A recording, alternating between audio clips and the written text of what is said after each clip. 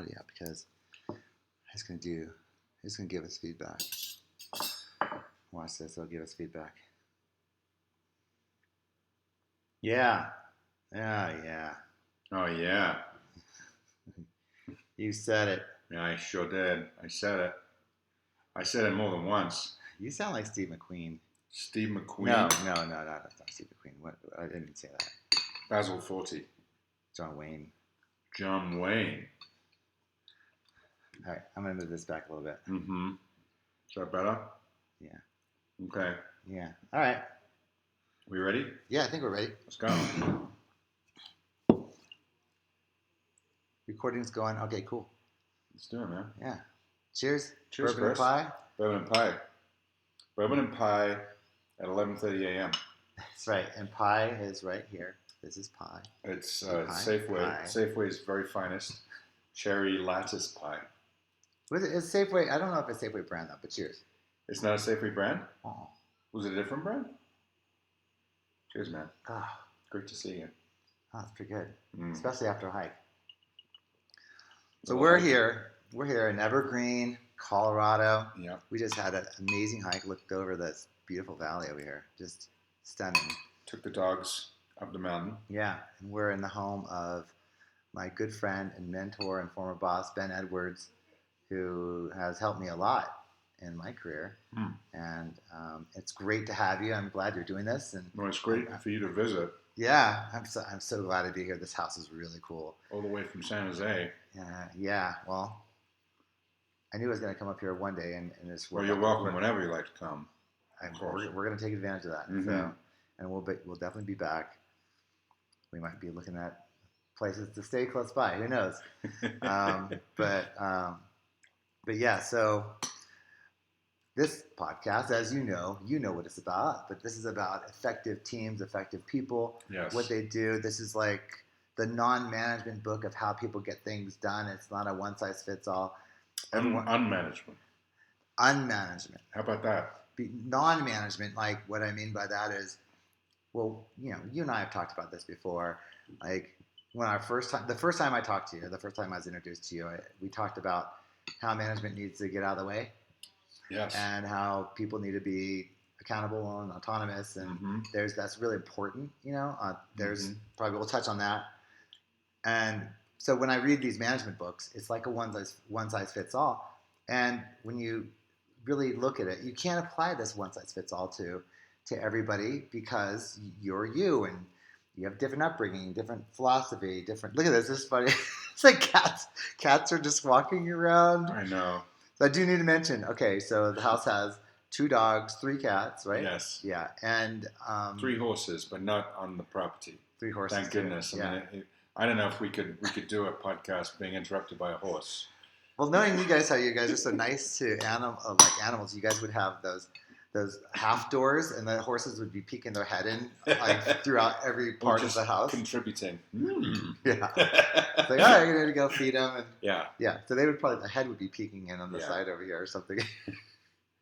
Oh, but so when we talked about that before, that those discussions and things I've been through and seen, and when I talk to people more and more, it's people have kind of figured out their own way. Mm-hmm. And they figured out different ways to do things, and they're effective at it. Some people aren't so much effective, but I'm here to talk to people that are. And this is why I started this podcast, because I'm more interested in these traits and what people have and what they've done and their backgrounds and everything like that. So just going back a little bit on you. Yeah. And like where you came from and everything like that. Just maybe start with that and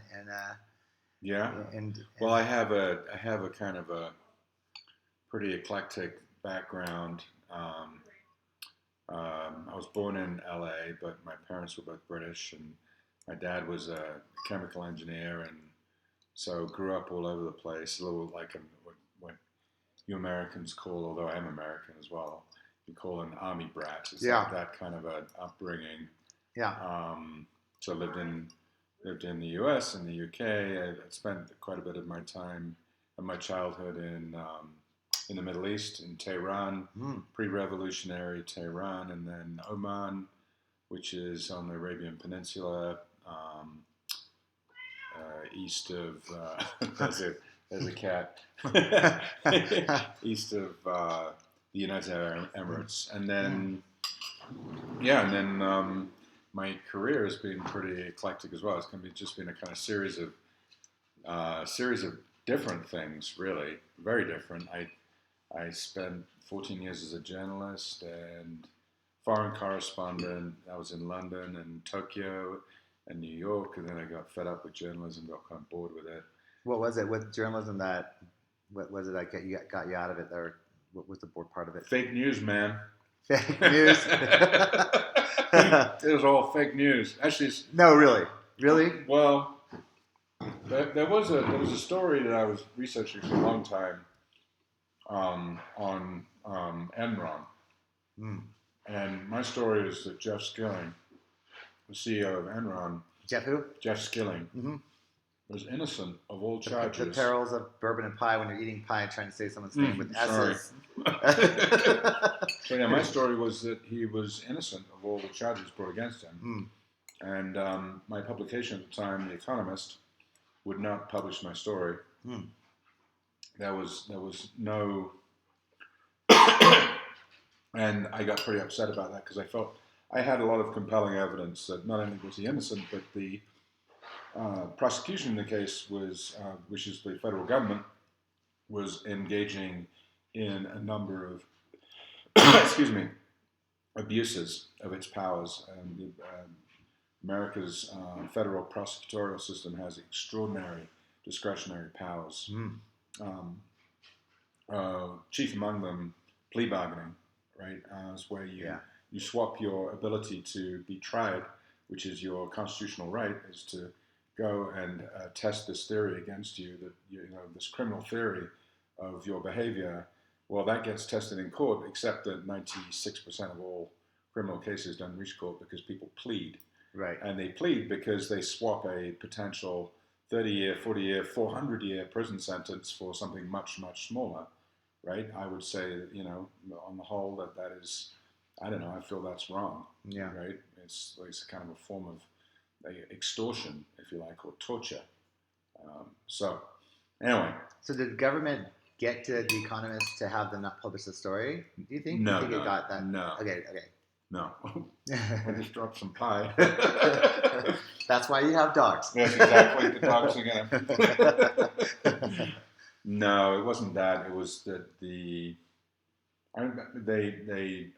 felt like I hadn't met some kind of level of evidence to be able to publish the story. I mean, at the time, there was a sort of extraordinary agreement amongst almost everyone that the guy was like the biggest, corporate criminal had ever lived. Right. So I was kind of fighting, a sort of an overwhelming consensus or mindset, I think, of which The Economist was just a part. So that kind of disheartened you to have any passion about something, or what was it that? Yeah, it was kind of why am I doing all this work? The Economist in general, would publish some very what you might call controversial or non-mainstream or contrarian, I think is a good way of putting it. They would be willing to publish pretty much all that stuff. I was always interested in those stories, the ones that against public opinion. Yeah, because I wanted to make people think. Yeah. Right. And so there's a kind of a public consensus on something, and I would often take the other side and write that and say, well, what about if we thought about it this way or looked at it this way? Or what evidence do we have for this? And so in general, that was why I spent 10 years at The Economist, and they were a wonderful employer, and they published almost everything I wrote. And a lot of it was like that. Yeah. And this one they wouldn't. I was like, well, if they're not going to publish this story, then I'm done. And I was kind of, bored with it as well. I've been doing it for 14, 15 years. And it was I wanted to do something different. Yeah. Yeah. And now you're doing something way different.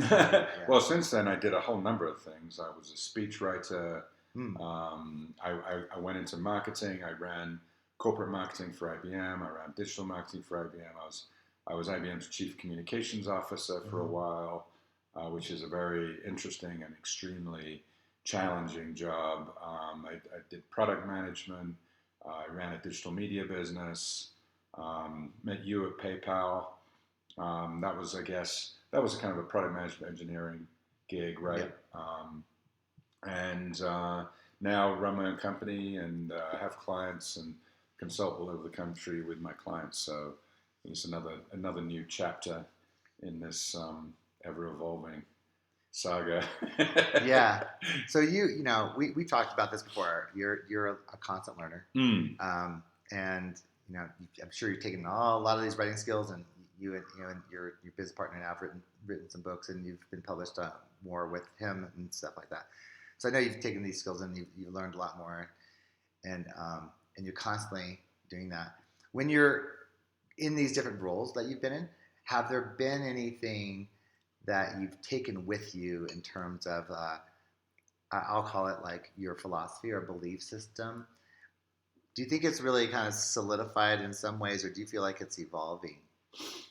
Well, I guess there's a kind of a what makes me, what motivates me, and what brings out the best in me, right? And so there's that question. I don't think that changes much. I feel like that has been since I left journalism, at least. Although even actually when I was doing journalism, it's always been about people. That what really motivates me is understanding people. People, I kind of feel like people, they're like puzzles, and you know they're multi-layered and super interesting and have different experiences and you know radically different perspectives, which always you know interests me. How different people can look at the same thing and have a completely different view or even sense of reality, right, from the thing. And so that's what's always, you know, interested me.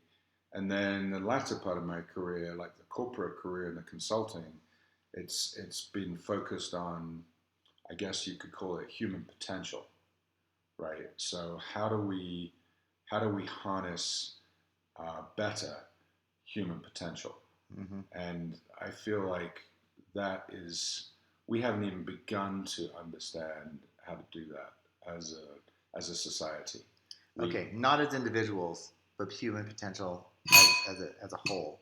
I mean, well or along the line. well that's interesting, right? Yes. So and I was thinking about this the other day. I'm actually giving a presentation, a speech to a bunch of people in New York next week, and the topic is growth. And then I was thinking about this book, The Growth Mindset, which I have to read because you know that's the topic of my speech really is growth. And I'm wondering whether, you know, the growth mindset, I don't know, I've got to read the book, but it sounds like it's something that it comes from the individual, right? It sounds like, well, you either have this growth mindset or you don't have this growth mindset. And then I think, well, all right, well, I'm listening to this and maybe I'm reading your list of things that, you know, there's the fixed mindset, right? Well, maybe I read this list and I'm like, oh, geez, I've got a fixed mindset. Well, what do you do about that? Do you kind of wake up in the morning and go, okay, now I'm going to have a growth mindset, and now I don't really kind of buy into that. I feel like these things are much more about the environment in which people live and work, right? So, you know, and behavior is environmental, right? So it's a system of things around me that causes me to think and behave in a certain way. And if that is resulting in a fixed mindset, right, then we need to look at that environment and change things in that environment that's going to cause me to now start exploring and understanding and taking advantage of a growth mindset, right? It's not like an act of individual will that makes that happen. It's a combination of things in one's environment, right? We're incredibly sensitive as human beings to our environments, and so that's what I work on is the environment. And when you say environment, you're speaking to physical and I've heard you say the word virtual environment. So first, first tell me your definition of virtual environment. What is Well, that? when I talk about environment, I'm talking about anything that acts on me as an individual from outside, right? So that could be your group, the people you talk to. That could be the people you interact with. Yep. Right, and how that works out, and that could be your physical space.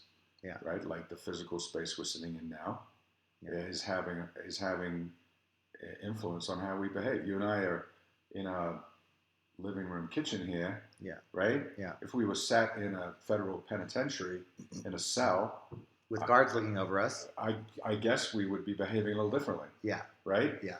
We wouldn't be quite so loose and relaxed, maybe. Right.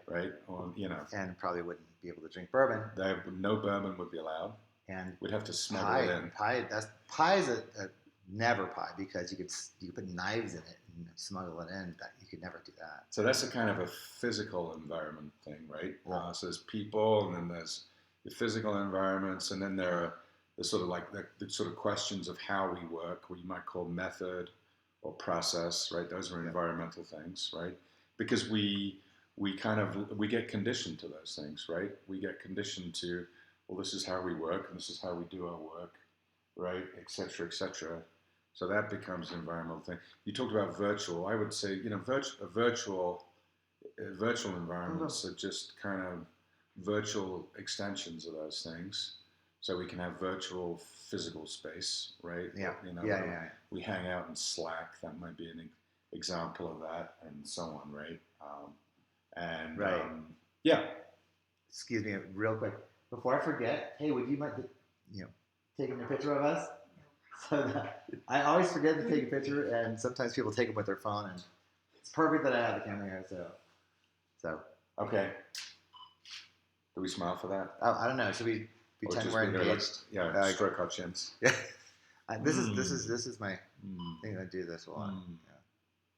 Okay, Ben, put your hand on the other side so I can see more of your face. This side? That side. Yeah, I'm hiding. Okay. I can't do it. There, that's a good angle. Okay. All right. Thank you. All right, we have proof. We have to prove. There's evidence that we have to prove we're here. Otherwise, no one's gonna believe me, because it's like a Martian thing. When aliens come, now we have proof. So make sure you download that right away before Ben destroys the evidence, the memory card. Boom, boom.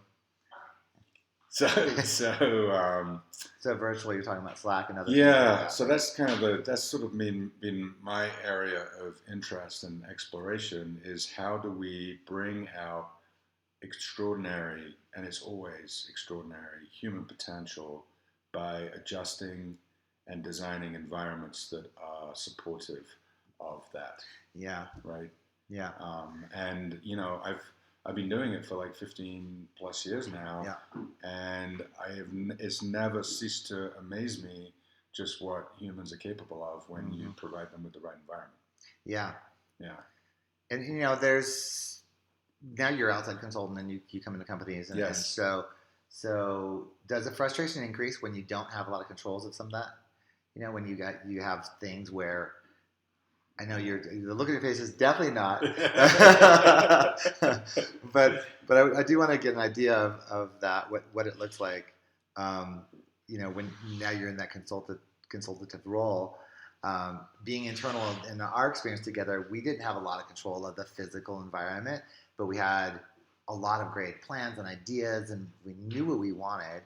But the company has taken them 2 years to catch up, and the company is actually just now, 3 years later, 4 years later, maybe catching up to it. Yeah. But anyway, so what kind of things do you experience now that is a little frustrating for you, where you have something that you feel like the environment is necessary, or it would make a huge play and change, and you can't make it happen? Well, I don't think it's. I was kind of expecting that, right? That as a consultant, you're, on the one hand, you have the privilege of, looking more horizontally across multiple different clients and environments and industries, and so you learn, a lot, right? And that's been definitely true. But I had this sort of apprehension that I would get frustrated because I wouldn't be so effective, and actually that hasn't been true at all.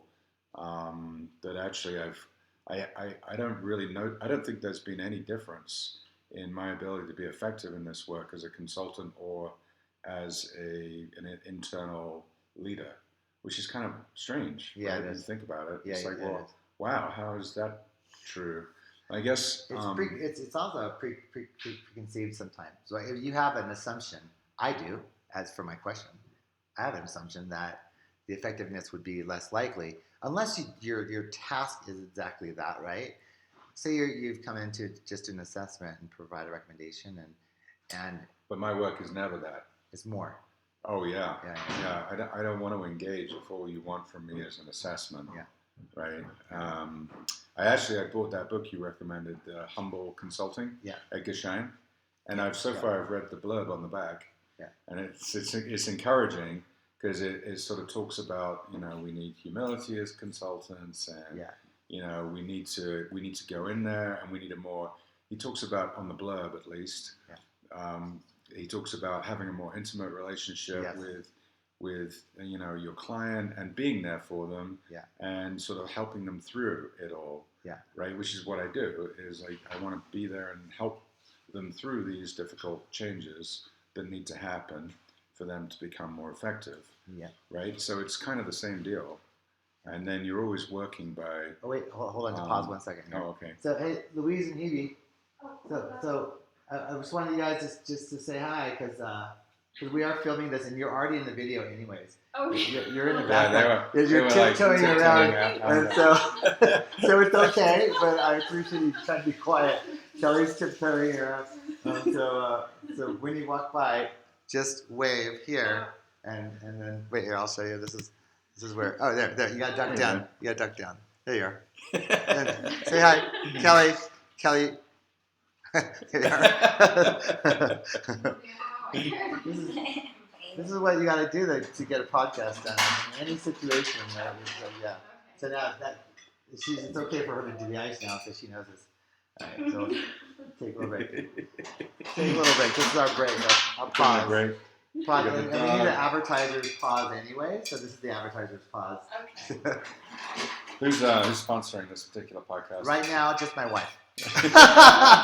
Right here. A message from Kelly. It's a Boom Boom executive producer. She's and the Bourbon Pie apparel. To lacrosse? Yes. Good luck. Thank you. Hebe, we can't see your face. You have to say hi. You got to go down. There you go. See? Yeah. Good luck in lacrosse. Great trip back and enjoy the rest of the day. Thanks. Oh yeah, we don't see it. Oh, thank you so much. Thank you. That was fantastic. Nice to meet you. You had a great time. Thank you. Oh, you're going to my legs. I'll see you at the barn, babe. 5. 5 o'clock. 5 o'clock sharp with a present for Jean. That's the mission. All right. Thank you. Bye. Thank you. We will. Bye, Georgie. Yeah, go ahead. I'm done. Oh, there's some in the fridge if you like. Yeah. I didn't know. Yeah. Put a piece in there. Yeah. Where were we? Humble Consulting with Ed and Edgar Schein and what he was saying about what that meant to you and and then and I guess what I'm trying to do is help people reconceive or rethink things. A lot of the time is what I'm trying to do is that's like coaching, right? And that's a pretty subtle thing to do, right? And regardless of whether you're their boss or you're some outside consultant who they're working with, it's the same deal. It's just as difficult to try and persuade someone to look at something differently or work differently, right? In a way. Yeah. So I haven't found it any less rewarding or less effective. Yeah. So and going back on that sort of like your belief system. Yes. So I got that you have there's change that you have. You don't see it difficult no matter where you are. What sort of other things do you feel are things that you've brought with you through your learnings and your journey that you've just taken with you that you feel like are that play into your actions now and where you are now? Yeah. Let's think. Well, I have a sort of a deepening appreciation for how difficult it is to change how people do work. And so, you could look at that at the team level and say, well, let's form and launch and make successful an effective team. And you can say, well, that's perhaps not that difficult, and perhaps it isn't, at least to begin with. But then the team, you then start thinking, well, who's the team interacting with? The team is interacting with their colleagues, right? Their managers, right? Their functional heads, their customers, their suppliers, right? And they have been working with some notion of how work gets done. They've all been working with some what is now, from the team's perspective, a legacy notion of how the work gets done. But in order for the team to be sustainable in how it works, it has to change all of their ideas about how the work gets done too. Yeah. You see what I mean? Yeah. And so I feel like a lot of this work that happens inside companies runs into this problem of we got to consider, the wider environment, and then the wider environment, and the wider environment, and we got to have a plan for changing all of those things, because a team's changed, but its customers haven't, and the customers are saying, no, we don't want you to work this way. That's not what they're literally saying, but effectively that's what they're saying is, no, we would like you to work the way you were working before, because that's how we're used to you working, and we are resisting the idea that you're going to work in a different way, right? Or the managers might, feel, no, I don't want the team working this way. I was very happy with the way it was before, and we want to do that, right? And so, Yeah. I guess over the years,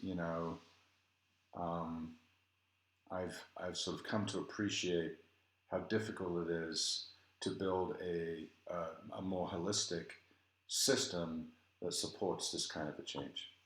When we talk about that kind of change, there's traits that with effective teams that have been we hear psychological safety, structure, dependability, things like that. Are those things that you also look for with when you come into these situations that you feel like the teams need to be aware of and empowered to do? As an example, I'm working from this notion that there's individuals who come into a job, but they really make it their own, and they do modifications. They might be told certain things, but they figured out something different to get it done a different way. And those are the kind of people that can really make things happen in an effective way, because they're really doing it to be effective, not in any other way other than to do that. There are people who operate by different motives, but I'm talking about for the better good, right? Oh, come here.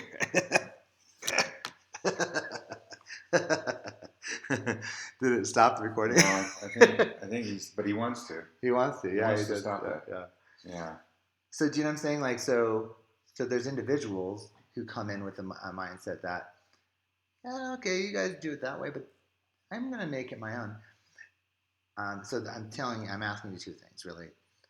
Do you look for certain traits in teams that, psychological safety, structured accountability, things like that? Or do you look at other things as well, like to make some change happen within companies that needs to happen? Well, generally, I'm looking to solve organizational problems, right? So the first thing I want to know is, well, what are the problems? What are the organizational problems? And they're generally one of a number of things, right? But it could be around cycle times or time to market. We're not fast enough, or we're not agile enough, right, in terms of our cycle times.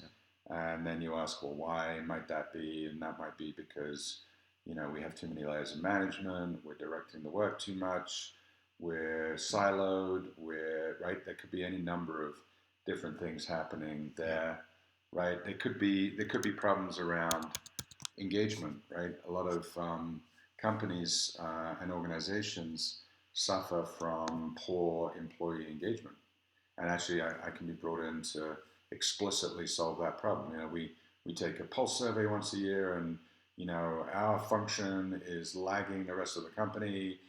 Our employees tell us that we're not innovative, we're not creative, they don't have permission to do things, right? Could be that kind of situation, right? It depends. Yeah. But I want to start there and say, well, what is ailing us here? And then ask, well, how do we then start putting in place a plan, right, for improving that situation? And that involves inevitably, back to my earlier point, it involves every layer of the organization, the individual, the team, the management, the leadership.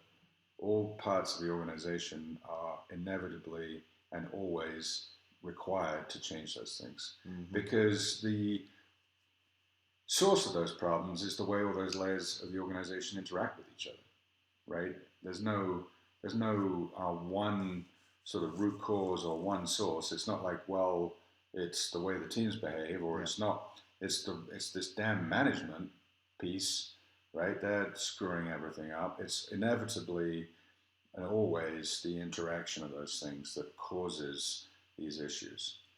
Yeah, there's also what happens is companies have been behaving a certain way that's been ineffective, and they've done it for long periods of time.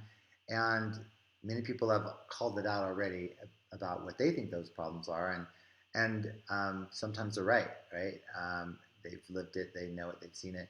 And those people who are complaining a lot sometimes tend to be those people who are the biggest believers in the company because they care enough to want to try to do something about it, and they run into frustration. Do you ever see those kind of people when you come in and identify them as your heroes or your advocates and try to empower them? And because it seems to be those people can save you a lot of outside analysis, having someone come in and look at what the problems are when they're just going, I've been telling you that the whole time. So do you ever look at those kind of individuals? Well, it's sort of interesting. There's this question of, do people recognize the problems inside companies? And I would say overwhelmingly yes, right? If I can come in and I can sit down and have an honest conversation with, and it's amazing what people will tell you as a consultant, but they're pretty damn honest, right? They'll just tell you, and so, one of my lines is, how is work going, right? And then people are like a little confused. I mean, in general, how is the work happening here? Is it good? Is it bad? And then I follow up, and people are like pausing. They're like, should I say something here? And then I'll follow up with something like, normally, I ask this question, and the answer I get is it's a complete clusterfuck. And, because that's generally the way work happens, and it's unfortunate but true. And then you see the ice breaks, and everyone goes, yeah, you're right, it's absolute clusterfuck here. And then people unburden themselves, right? It's chaotic, it's ad hoc, we don't have a process, we're like too many meetings, we got too much email, like the managers are crazy, these other teams are crazy, this department over here, they're crazy, right? And so it's just this general sense that work could be going a hell of a lot better than it is, and we sort of pretend that we're all very professional and things are all buttoned up, and all of the kind of the corporate language and all that stuff is, we're trained, highly trained professionals doing great work, but there's this sort of underlying reality that work's a complete mess. So I think like there's a general understanding of, especially when you talk to the teams actually trying to do the work. Now that may not be true of the managers and the leaders. They may be living in some alternate delusional reality up there, right? Because they're just not close to the work, which is another source of problems in and of itself, right? They just don't know. But in general, I think people who are actually doing the work or trying to get the work done have got a pretty good appreciation of whether it's going well or not and what the problems are. I think when it comes to change, though, right, are you actually willing to put yourself out there and try and change something, Mm. that's actually a very small set of people who are actually willing to risk themselves, right, to go do that. And those are the people who we need to find if we're going to at least start the process of change. We need to find those brave, or you might even call foolhardy souls, who are willing to, right, change something. Perhaps because, like you say, they're just deeply frustrated. It's like, I can't do this anymore. I'm going to act. Or perhaps just because they have courage, right? They're just naturally courageous people. Or perhaps just because they've defined themselves in that way. And so that's how they work, and right, that's how they think about what they do. But those are the people. It's funny. It's like I have a client. So it's the typical pattern. We don't collaborate. There's all the values on the wall, right? Collaboration, innovation, integrity, trust. Of the company lobby, or like any that. wall of any company, you get the same damn values. It's all the things we don't have, right? Don't you think? It's like we went and did some research and we found out all the things we don't have as a company, and then we made them into a poster and called it our values. I worked for a startup, and the VP of HR said, I'll never work at a company who has their values in the lobby on the wall. And she said, I would never, and I don't know, I think it's probably along the same lines as what you're saying. It's like, people need to live it rather than just show it. Well, yeah, because it's like, whoever made that poster, it's like, job done. We've got our values now. We got it. Done. All they got to do is read the poster. It's in the lobby. It's got to be true. Yeah, because it's so psychological. You look at it every day. Of course they're going to live that way. This client I have, right, they have that same poster all over the place. And, the reality is the 180-degree opposite of that, right? And so we're working with them on trying to change things. And back to our earlier conversation about physical environment, one of the things we're doing is trying to get them out of their cubes. They literally have they're in cube caves, right? They're like in their own little cave, and they're all, if you read their, employee survey stuff, they're all complaining that they don't collaborate. I'm like, well, how on earth are you going to collaborate when you're in these individual caves, right? I don't understand how that is going to happen. Okay. So we try and get them out the caves, but then all hell breaks loose. It's like, no, don't take our caves away from us. We have to continue living in these caves. Well, let's talk about that because in the neighborhood concept is a very popular concept that's coming in. And it has a combination of focus time, collaboration, and all the different sort of environments needed, or situations, I guess you would say. I have a heart for the introverts, right? The introverts are the ones I focus on in my work and with what I do. And a lot of them need that deep focused time. Look out, bud. They need caves. They need caves. So, and a lot of people do, because what a lot of us have to do is go back, decompress, like heads down sort of thing. We all do, right? So, but you're right, introverts need it. So what's your answer though? So what's your answer to that? Like, so he wants not over the keyboard, dude. He wants to go around it. Oh my God. He wants to knock the camera.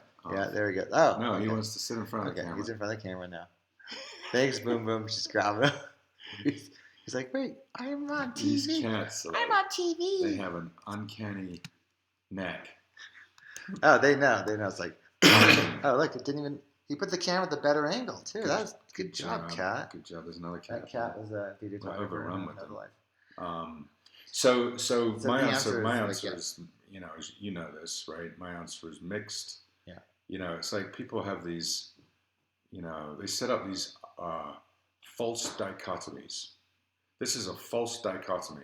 Open space versus private space is a false dichotomy. We need both, right? So open space we need for collaboration and teamwork. I call that the default space of the modern corporation or the modern organization, because my belief is the fundamental unit of production is the team, and the team needs to be together, collaborating together. Literally, physically together is the ideal situation. They're around one table, a shared table, and they're working together as a team.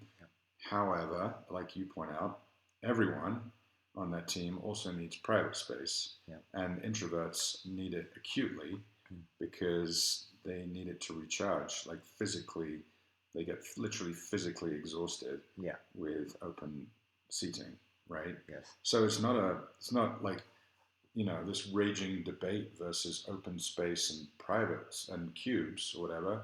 So no, teams need both.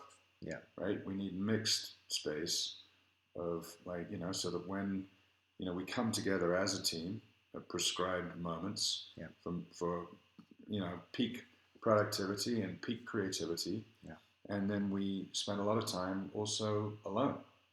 Right. And if we don't provide them that space in our organizations, people are going to find it. They need it. It's essential for them.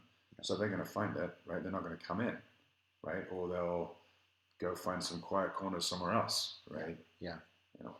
Yeah, you can see the same debate about bourbon or pie too. Bourbon or pie. It's not bourbon or pie, it's Chris. Not, it's both. It's together. That's a false dichotomy as well. No, it's both. It is both. It's not false. It's real. It's happening now, and you're part of it. I'm going to glance at my questions really quick here. Sorry. After the cat knocked over my hit my keyboard. So I like this question. It's simply, when have you failed successfully? When you had a plan didn't work, things fell apart, and then actually the peanut butter and chocolate came together, and it turned out pretty good. So, do you have any stories like that kind of made an impact on you? And well, I tell one actually from our time together. It's a funny story, and so I talk a lot about diversity of teams and the importance of diversity. And so when I say that, I'm talking about all forms of diversity, right? And there are many different kind of sources of diversity, right? It could be gender, it could be like where you come from, it could be your politics, it could be any number of different dimensions. But what we're looking for is people who think differently from each other, right? And so those sources of diversity are, predictors of thinking differently, if you like. Mm-hmm. So here was a funny one. Well, it's not very funny in the sense that it was a bit of a disaster for us. But if you remember, we built a team together that had the same personality type. Like everyone on the team had exactly the same. And we did a Myers-Briggs, and we were personality type. We were. And it was my personality and your personality type. Yeah. Funnily enough. Right. Yeah. We went and found people who, wow, that person's great. Right? I don't know what it is, but I really like that person. Somehow I click with them. And and I, as I'm bringing people in, I'm going by a matrix that I used, for the different traits, knowledge, skills, habits, and behaviors. And I'm looking at these things when I'm like, okay, this is going to work, and I'm not even thinking at all about personality a mirroring thing, right? Right. At all. No. I'm thinking like, it just shows you how blind you can be. Really? Right. I was totally blind to it as well until we actually literally took that Myers-Briggs test. The group analysis. And it came back. And it was like, I think the HR guy who was helping us, Brett, was it? Brett Gordon. Brett said, I have never seen this before. This is remarkable. We need some J's in here. But just to follow up, I mean, it wasn't that funny in the sense that it led us to disaster, right? Really. Yeah. And the disaster was, our personality types were not very grounded in reality, right? It was dreamers and visionaries, and and then it kind of, I guess, reinforced itself into this sort of giant dreaming visionary activity, and we were so far away from the reality of our product and like our product being able to get delivered. There was just this enormous gulf, a big gap. Like we'd only been building the damn thing for like 3 months, and about a 6-month gulf had opened up in 3 months between where we were and where we thought we had dreamed ourselves to be. And that was a disaster, right, for us as a team. Definitely. Yeah, we never really quite recovered from it, I don't think. Yeah. Which is unfortunate. But the fortunate thing was I learned to appreciate the value of personality diversity, which is not really a dimension of diversity I'd thought about before. Yeah. But then, if you remember, we then went on a concerted effort to find the S's, right? S's and J's. S's and J's. We needed S's and J's. Yeah. J's to kind of like bring us to some kind of conclusion. Yeah. And S's to ground us in data. That's what we lacked, was any kind of grounding in the damn reality of the data. Yes. And so, and then, yes, so... Yeah, you know what? In Myers-Briggs... And we did. We recruited them. We got a much stronger team as a result. Myers-Briggs, what does the S stand for? I can't never... Sensing. Sensing? Sensing. So Sensing, it's and like, J is judging. So it's like, you know, how am I going to start constructing some theory of reality? Am I going to... Not perceiving. Am I going to start in the clouds with some sort of metaphor or some sort of idea? Or am I going to start with the data in front of me and I'm going to look at that, I'm going to say, this is what I know. Yeah. That's what an S does. Yeah. That's what we didn't do. It's like, this is what I know. Excuse me.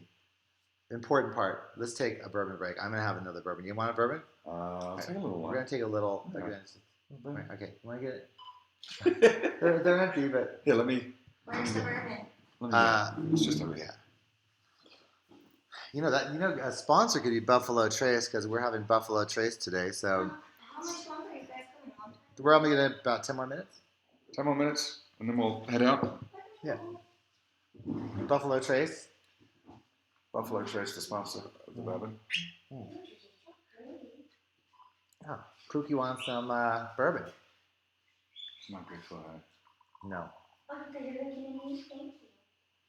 You want an ice cube? Yeah. You want one? Yeah, give me an ice cube. All right.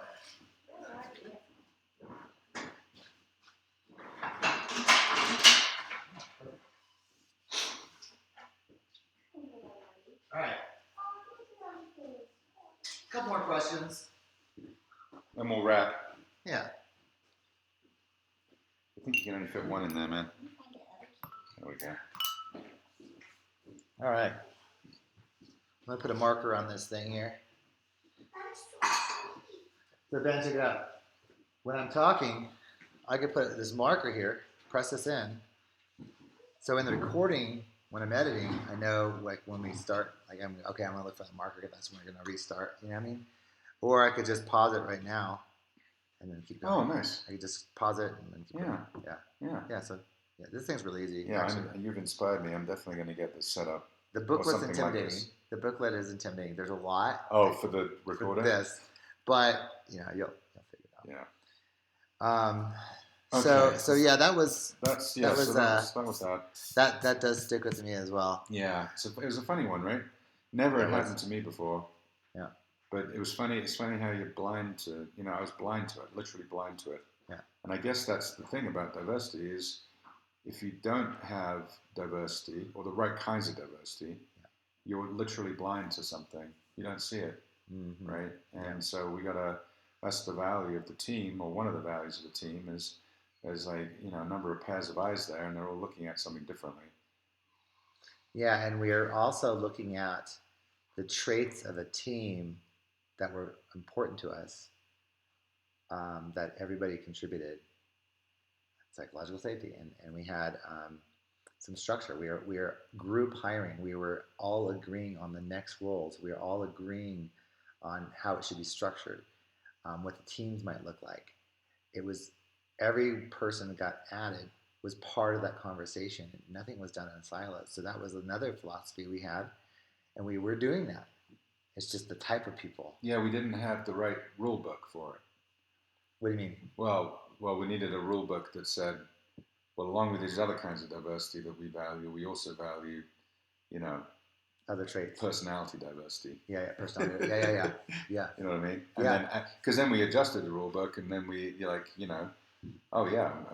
we came and recruited more people, like Karen, right? Yeah. Karen she's a big ass, right? I mean, yes, definitely, and that really balanced us out. Definitely. Yeah. Yeah, when we are, I'm going to go to the next question. So, actually, I'm going to go back to that because there's a story you told me that I think was in line with this, like failing forward, and it was the story where you didn't do any planning. You came in with IBM. You came into a building. You didn't have everything yet. It turned into something where everyone started creating the physical environment. Oh yeah. I kind of feel like that's in line with kind of failing forward. That was an unplanned thing, right?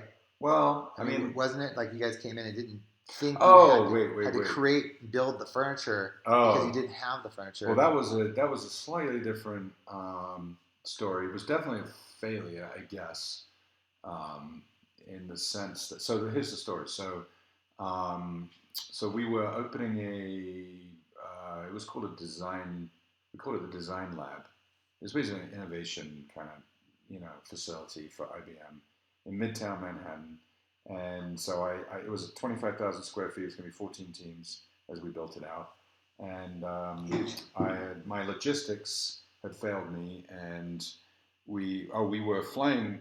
The teams already mostly existed, but they were very distributed, and so there was this sort of question about how we were going to handle that. And in the end, we just gave them time to sort of either opt into moving across the country into Manhattan area, or going and find something else to do.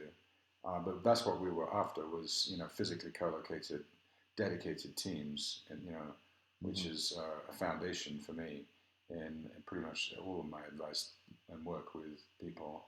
Right. And so we flew in like 80 people from all over the country, and actually from outside the country as well. And unfortunately, due to logistical errors and unfortunate circumstances, the furniture hadn't arrived. So they all arrived, but there was no tables or chairs. But the team rallied and built its own furniture. We basically raided old dusty old IBM out of date corporate office parks, and got chairs, and then we built tables. We literally built the tables out of table legs and plywood boards, and spent like a few days doing that. And it struck me. So you had saws and hammer, like you guys were building it. Like you had to go to Home Depot or just like right. Yeah, that's where we got the legs from, was Home Depot. Yeah. And that has become a principle of mine now, which I would love to be able to pursue with a client. I have a dream of basically part of team formation is we literally build our own space. So ideally what I would like to do is help a team, and we give them a kit of parts, right? And I found these furniture companies, these open source furniture companies. That are pieces, and then they just they will assemble together. They're kits. No, they're kits is what they are. Yeah. So basically the designs are open sourced. And so they're flat packed furniture. They're made out of plywood, right? Or they could be coated, laminated plywood. So you can have white laminated plywood, that sort of thing. And then it's a design that gets downloaded to a local manufacturer who has a CNC router. So CNC router is just what a router is? It's So it's like a router that cuts the shapes out of like these 4x6 plywood sheets. Uh-huh. And then the CNC bit is just computer numerical control. So it just is run on software. It's like a 3D printer, except for plywood sheets, right? And so you download the software from the internet, you print, you cut out the plywood, and then you ship them, locally, right? It ought to actually totally revolutionize the office furniture supply chain. Right, because that is like it gets made in China and shipped. If you look at things like Steelcase, it's very high quality furniture. But to me, the advantage is the teams assemble it on site. So you give them a kit of parts. You say, "What would you like?" Yeah. Right. They'll say, "We'd like 6 tables, and we'd like these cubbies for our stuff. We'd like a drawers each. We'd like some whiteboards." And you say, "Okay. We'll order all that stuff for you. It's going to arrive on site here. Here's your space. Go build it and arrange it how you want." And to me, that's like there's no better way. I don't think we mentioned this yet, but all the literature and all the science says autonomy, right? And this is what I'm doing here. This is a ritual that is about signaling permission and giving in a very concrete way. Yeah. Helping people understand their autonomy as a team, which is, extends to design and construction of their physical environment. It also lends itself really strongly a lot of data that the strongest teams are those teams that go through something together. When It's a little rite of a rowing passage. team has, there's a lot of data on this when they've witnessed some tragedy or they've overcome something, or there's I'm sure we wouldn't have been that strong as a team if we hadn't had that disaster and we were able to rebuild ourselves and overcome it. Exactly, and we're really close still. We still are in contact with each other. So, and it's it's been a few years now. So and so there's a lot of that's built into that model that you just talked about, because you've been to offsites where you do a project together, and then you remember some of these people. It's like 4 or 5 people that you guys built a bicycle together or something. And there's that bond, right? It was short-lived, but what you're talking about is something that really plays into that psychology. Like, we did this together, and you're making your own story together, right? That's what you're doing. Yeah. That also, that is a source and a foundation of effective teams. Yeah, and the strongest ones were military. Military, of course. Well, they do that all the time. Right? Extreme. It's the extreme stuff They they've been through together. This band of brothers and sisters. Yeah. Right. They build these things. That's how they know how to build effective teams. Yeah. They got to withstand the rigors of combat. Yeah. Right. Yeah, and it's always together as one. There's definitely a lot of that built into their whole. They also have a pretty cool. At least the U.S. military has a pretty cool doctrines around team autonomy. Yeah. Right? Yeah. So, have we talked about this? Commander's intent? Yeah. Commander's intent, right? Yeah. So, to me, commander's intent is a perfect illustration of how a leader can create autonomous teams, right? Which is, I'm going to clarify for you my intent for you guys. What is it I would like you to do? Yeah. I would like you to take that hill. That is my intent. Right, is for you to take that hill, right? Now, what happens then? So we do a plan for how we're going to take the hill, but, our plan didn't take account of the following machine gun nests and also the terrain and the fact that it had been raining the night before, and et cetera, et cetera, et cetera. And our plan, as some wise person said, was it Eisenhower? Doesn't survive first contact with the enemy. The plan does not survive first contact with the enemy. Right? So what do we do now? Well, what was the commander's intent? Take that hill. All right, so now we got to improvise, right, and find a way up the hill. Mm-hmm. But that commander's intent is, if you like, what allows the team to be autonomous. If there is no clear intent from the commander, what do we do now? Well, shit, I don't even know what the commander wanted. Right. I guess we just wait for some orders. Yeah. Right. I mean, how can we be autonomous if we don't know the purpose, right? And a lot of companies are not good at this, right? Right. They're not good on both ways. They're overly directive, right? So they want to micromanage you up the hill while prescriptive. Yes, another great word for it. They're overly prescriptive, so they want to micromanage your way through the machine gun nests. Right, where their asses aren't getting shot off, right? Or they're unable to express their true intent, right?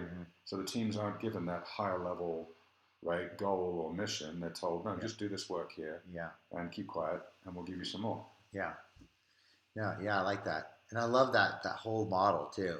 And when you told me that story, I wanted to do that, and I felt like, I was empowered. Of course, getting beaten down by infrastructure, facility, red tape, and all this other stuff you got to deal with.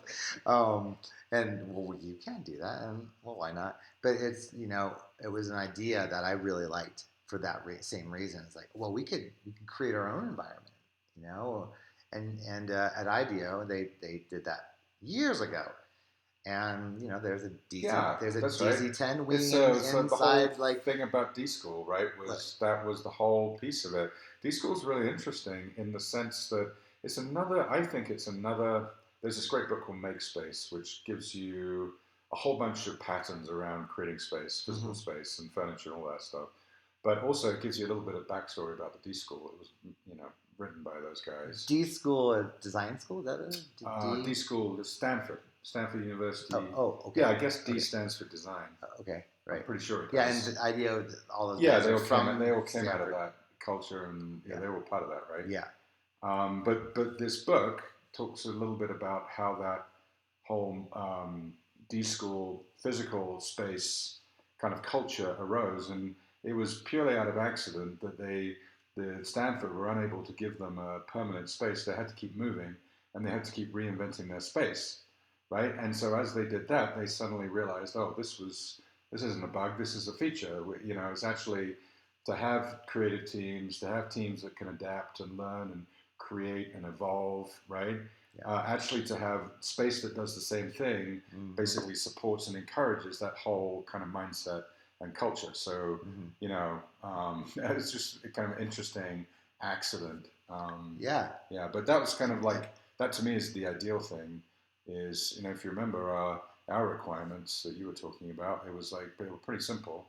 It was like, we would like furniture that's not nailed to the floor. Yeah. And we'd like whiteboards that can be on wheels that can move.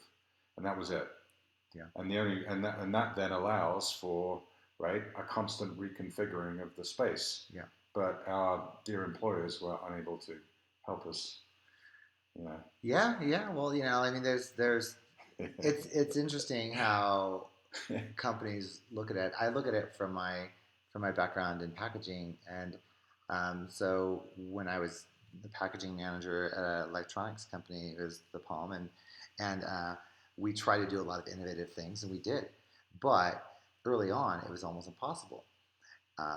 At the same time, you know, working through supply chain and materials and all this stuff like that, people are like, well, how much is it going to cost? How much is it going to cost? How much is it going to cost? So I understand that, but meanwhile, VPs are putting the concepts of the iPod or the Mini or whatever it was at the time, and their packaging was completely innovative, completely different. They completely renovated, and to this day affect how packaging is done, and you know with electronics, you know, and they would say do this, and I would say I would love your help. How can you help me? Because I've been trying, you know, and and is the approach right? So the approach was let's first look at cost. Let's look at that material. How much is it going to cost? Well, you don't know until the whole thing's put together, and you start with an experience, and so no one looks at an experience; they just look at cost. Right.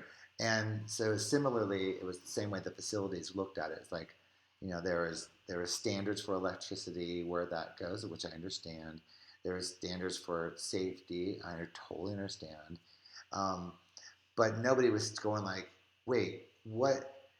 The space that these guys spend most of their lives, more than with their families, has to be a certain way, and they do not have a say. You know, and to just look at it like, you know, you just go, well, wait, like, but these guys shouldn't they enjoy? It kind of goes back to this, yeah, I know. It kind of goes back to this notion of like, how do we conceive of the work, right? I mean, you and I might violently agree, and we do, right, on the work, how the work happens. The work happens in these small, empowered, creative, dynamic teams, right, that have everything they need, that are supported by their management chains, Yeah. who focus on, you know, identifying and removing their blockers and their impediments. This is like for us so self-evident that, you know, it sometimes feels painful explaining to people, but other people have very, very different ideas, conceive of the work in very different ways, right? Yeah. And so you know, you're almost like talking past each other. No, work happens like as a person. They sit at their serial number at their cube. They open up their workstation and they work quietly doing that work. And like, no, that's not how it happens. At least not how the most valuable work happens and the problem-solving work happens, which is where we need to be focused. But I think that's part of the problem, right? Is that, you know, people have, a lot of us have, I would call, very outdated ideas about how the work happens. And by the way, those ideas have been in existence for a very, very, very long period of time. And I thought like, I originally thought I had this idea that it was basically a industrial, post-industrial thing, right? The industrial age wanted this kind of, you know, hyper-specialized, highly obedient, instruction following, you know, drone, if you like. And I'm kind of, you know, caricaturing it a little bit, but basically that's what the factory needed. Yeah. Right, was sort of reliability and repeatability, right? Yeah.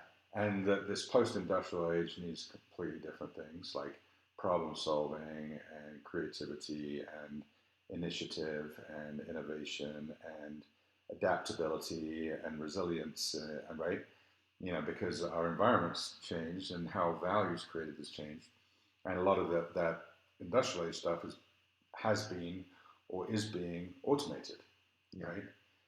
But then I thought, well, actually, and I've been reading about this, actually, that obedience, that requirement for obedience, actually started with the advent of agriculture, which is thousands of years before Christ, right? That, if you think about agriculture, right, compared to nomadic hunter-gathering societies that were in existence before agriculture, right? Agriculture requires, it's a very, very low tolerance for risk, right? You can't experiment with the crops because you will die, right? Because you don't feed anyone, and very, very high obedience, and right, we're following instructions, and right, and I'm thinking, yeah, this explains it to me, is that the world of work for thousands of years has been about this obedience and about following instruction,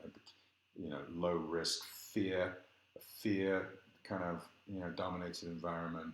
Yeah. And, we're straining to kind of break away from that, and for good reason, right? That you don't just easily discard thousands of years of human culture. Yeah. Interestingly, hunter-gatherers are kind of a type of culture we're looking for, right? They were kind of the original knowledge workers, right? They had to have and possess in their heads a whole ton of knowledge about their environments, about how the animals they were tracking behaved, how they could catch them, kill them, right? They had made their own tools, right? We need to get back there. Yeah. It's sort of interesting. Yeah. Yeah. There's these things that we've learned from our past, things that we've learned in school, and things that we've, right, like all these things. So school, right? School is a perfect example of always outdated. It's always outdated. It conditions us for this world of obedience. Yeah. Right? Yeah. That's what it's there for. Yeah. I can't explain it any other way. It's certainly not there for learning. I tell you what, I had a constant battle with the chair of the advertising department at school where I went, and it was because they were teaching from their experiences from advertising campaigns in the 60s and 70s, and I'm reading Wall Street Journal business part, and I'm reading about innovation and all kinds of things with market research and stuff, and every time I bring it up to them, they just diss it. It was the Gleam toothpaste campaign of 1960, and it was like, I can't stand this. Let's talk about today. It doesn't work that way. It's like I had that in school, and I fought that. I have two more questions. So the one question I love to ask people is, what advice would you give to a younger version of yourself? And like much younger. Much younger. Younger version could be last year, I guess. but like, pick a time and what advice would that be? I mean, it's an interesting question because I feel like we are who we are through different periods of our lives. And so when I look at my younger self, I could be, oh my God, dude, really? That would be one reaction. Was that the advice? That would be one reaction, would be, really? I mean, come on. Whiskey Tango Foxtrot? Yeah, right. Yeah, okay. Right. And so, and this is the arrogance I had, and, like I thought I knew it all. But then on the other hand, I'm like, well, now you're just an old man. You know what I mean? It's like, you know, I the advice I would give, I would be tempted to give, would be advice that only a 49-year-old could actually receive. Yeah. Yeah. And it wouldn't even be appropriate for a 20-something-year-old. But okay, so then if you had to go back and shake the shit out of the younger version of yourself and give them advice, what would it be? You know, and go like, you're gonna have to listen to me. I know you're not really gonna listen to me. Yeah, I mean, I feel like more and more the value that or the way I want to spend my time is building and enjoying relationships with people. And so that's what really matters to me. And I don't think I prioritized that in my 20s. That's good. I was after other things, fame and glory and, career. But then, again, I would say okay, but you had all those things. So now you have the luxury of looking back and saying, no, you shouldn't have prioritized that. You should have prioritized this. Mm-hmm. So, in some ways, I'm here because I was there. Right. You know what I mean? You had to go through that. Yeah. Every step has another step. Yeah. Right. Yeah. So, but yet I think that if I could have persuaded myself to, prioritize that more. Yeah. I think, that to me is, what's valuable. Yeah. Yeah. No, the other thing is I wish I had discovered meditation a little earlier. Yes. I'm with you on that one. I only started when I was like 47. So I've been meditating, and I do it a lot now. Like, 30 minutes to an hour every day. Yeah. And it's just transformed me. Yeah. So profoundly. I wish I'd discovered that earlier. Yeah. No, that's good. I would definitely do that one too. You would? Yeah, I would go back and tell myself that one as well. But then would your earlier self listen? Probably. How would you persuade them? The way I think I've always been is, and my wife could probably kind of confirm this, is that I would go, okay, maybe.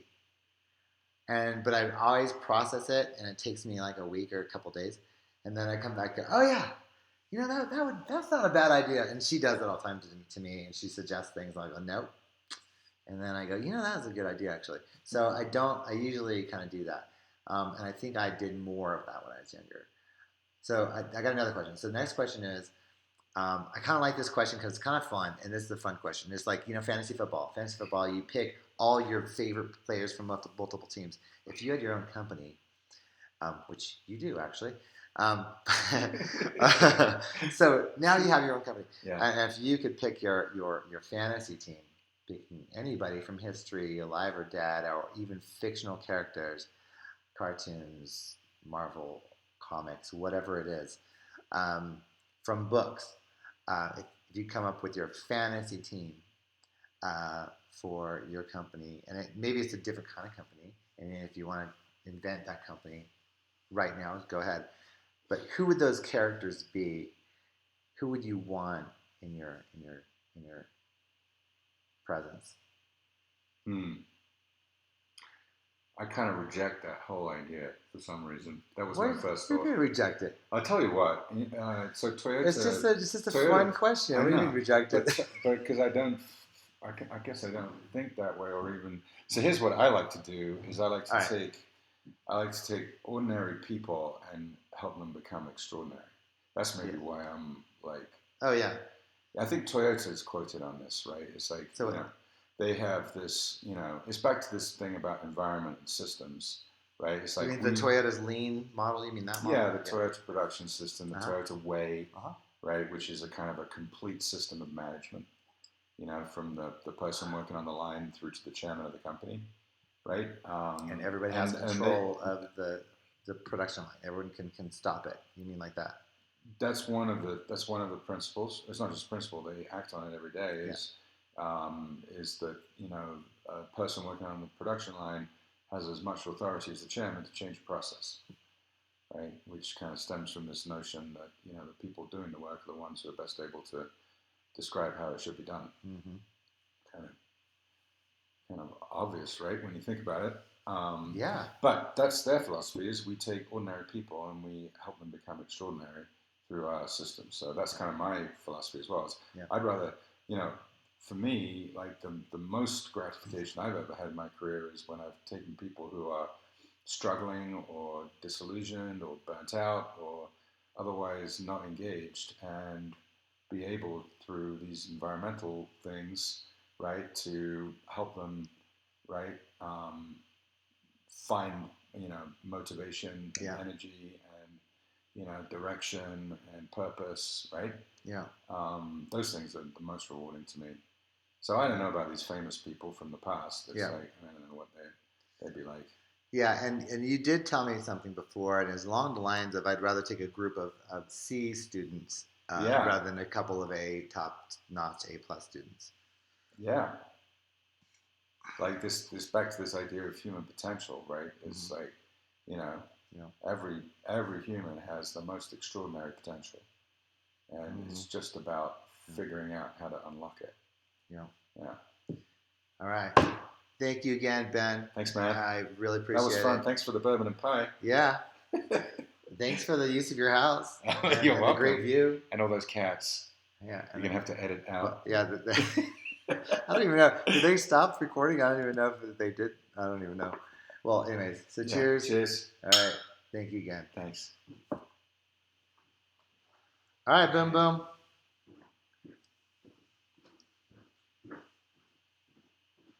What's the weather situation? Yeah.